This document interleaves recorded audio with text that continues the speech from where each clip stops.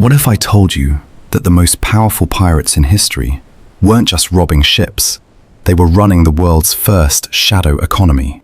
And the crazy part? Merchants, governors, even kings, they were all in on it. We picture pirates as outlaws, cutthroats drifting on stolen ships. But behind the cannons and the skull flags, there was something far more sophisticated happening. There was trade, invisible trade, a black market so enormous it shaped the economies of entire empires, and almost no one talks about it. This is the story of the commerce nobody wanted you to know about, the deals made in dark harbors, the goods that moved without customs papers, without taxes, without record, and the reason entire governments looked the other way. Stick around, because by the end of this, you will never think of pirates the same way again. To understand pirate trade, you first have to understand what the world looked like in the late 1600s and early 1700s. Europe's great empires, Britain, Spain, France, the Netherlands, they had carved up the Atlantic. They controlled every port, every trade route, every commodity. Sugar, rum, tobacco, spices, enslaved people. These were the currencies of empire, and the rules were simple. You could only trade with your own empire's ships, your own empire's ports. It was called the mercantilist system, and it was strangling smaller colonies. A merchant in Jamaica couldn't legally buy cheaper French sugar. A colonist in Carolina couldn't sell his tobacco to the Dutch for a better price. The rules forced everyone to pay more, earn less, and funnel the difference straight back to London or Madrid. And that's where the pirates walked in. Because where there is a rule that hurts people economically, someone will always find a way around it. The epicenter of this invisible trade was Nassau in the Bahamas. By 1700, Nassau had become something extraordinary, a free port, outside the control of any empire, where you could buy or sell almost anything. Pirates didn't just hide in Nassau. They operated from Nassau. Merchants would sail in from Barbados, Jamaica, the American colonies, officially to resupply. But what was actually being exchanged was staggering. Stolen Spanish silver, bolts of silk ripped from East India Company ships, barrels of rum, sugar, and molasses, weapons, gunpowder, navigational charts. Everything moved through Nassau with no paperwork, no duty, no oversight. And the merchants buying this cargo? They weren't desperate criminals. Many were respected businessmen with warehouses in Boston, London, and Bristol. They paid pirate prices, a fraction of legitimate market value, and resold the goods at massive profit back home. The pirate wasn't just a thief. He was the supplier in the world's most profitable underground supply chain. So what exactly was being traded? Let's break it down. First, precious metals. Spanish galleons crossing the Atlantic were loaded with silver mined in Peru and Mexico. When pirates intercepted these ships, the silver didn't disappear. It re-entered circulation through Nassau, Tortuga, and Port Royal. Entire colonial economies in North America were quietly sustained by pirate silver. Second, textiles and luxury goods. The East India trade was booming. Ships carrying Chinese silk, Indian cotton, and Persian spices were prime targets. Once taken, these goods flowed into colonial markets at prices no legitimate importer could match. Third, and this one surprises people, information. Pirates traded route charts, naval intelligence, harbor maps. Knowing where a convoy would be, what cargo it carried, which port had weak defenses. This information was enormously valuable. There were merchants who paid handsomely for it. Fourth, enslaved people. This is a deeply uncomfortable truth.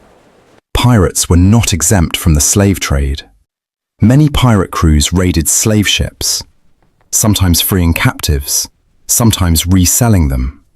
The invisible trade was never clean. It was never moral. It was commerce in its rawest, most brutal form. Here's where it gets really interesting. The invisible trade couldn't have worked without institutional corruption, and that corruption went high. Take the American colonies. Governors like Benjamin Fletcher of New York were openly taking payments from pirates. Fletcher was known to personally dine with pirate captains and grant them privateering licenses, documents that gave pirates legal cover to operate. In exchange, the pirates guaranteed a steady flow of cheap goods into New York markets. Rhode Island was another hub. Local merchants there ran a system so efficient that historians sometimes call it the pirate economy. Ships would leave Rhode Island legally, meet with pirate vessels at sea, exchange cargo, and return with holds full of goods that entered the market with no trace of their origins. In London, the East India Company was screaming. They lobbied Parliament, pressured the Crown, demanded action, and eventually they got it. But it took decades. Because too many people with power were too comfortable with the arrangement. Even naval officers were complicit. Some Royal Navy captains would lose pirate ships they were ordered to pursue. Others accepted bribes to look the other way while trading vessels made their drops. This wasn't a fringe operation. It was a shadow infrastructure that ran parallel to legitimate empire, and it was just as organized. Let's talk numbers for a second, because this is where it really hits you. A single successful raid on a Spanish treasure ship could yield cargo worth the equivalent of tens of millions of dollars today. That wealth didn't sit in a chest on a beach. It moved. It was converted, laundered through legitimate trade, and redistributed. Historians estimate that during the golden age of piracy, roughly 1690 to 1730, pirate trade networks moved goods worth hundreds of millions of colonial-era pounds. Adjusted for today, you're talking about an underground economy that could rival a small nation's GDP. And it funded things. Pirate wealth funded colonial taverns, shipyards, textile businesses. It funded land purchases, political campaigns, church buildings. The invisible trade wasn't isolated from respectable society. It was threaded through it. So what killed it? Two things, really. First, the empires got serious. Britain passed the Piracy Act of 1717, which offered pardons to pirates who surrendered, splitting the community and undermining the networks. Then came the executions, public hangings at ports across the Atlantic. The message was deliberate. This economy is closed. Second, and this is the part that never makes the history books, the merchants didn't need pirates anymore. By the 1720s, Britain began deregulating certain trade routes. Smuggling became easier through official back channels. The invisible trade evolved. It moved into rum running, then later into organized smuggling networks that didn't need pirates at all. The pirates became obsolete, not because they were defeated, but because the system absorbed what they built and cut them out. Here's what I want you to take away from this. Pirates were not just criminals drifting outside history. They were economic actors, disruptive, violent, morally complicated, but economic actors who exposed every contradiction in the imperial trade system. They showed that the mercantilist rules were artificial, that markets would find a way, that corruption was not an accident of the system, it was the system. The invisible trade of pirates is a story about how commerce actually works when you strip away the official version.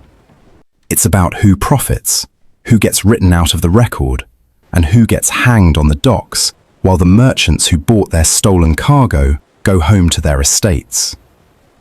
Next time you see a skull and crossbones, don't think of a cartoon villain. Think of a shadow economy. Think of a supply chain. Think of every government official who looked the other way, and every merchant who got rich because they did. Thanks for watching. If this blew your mind even a little, subscribe.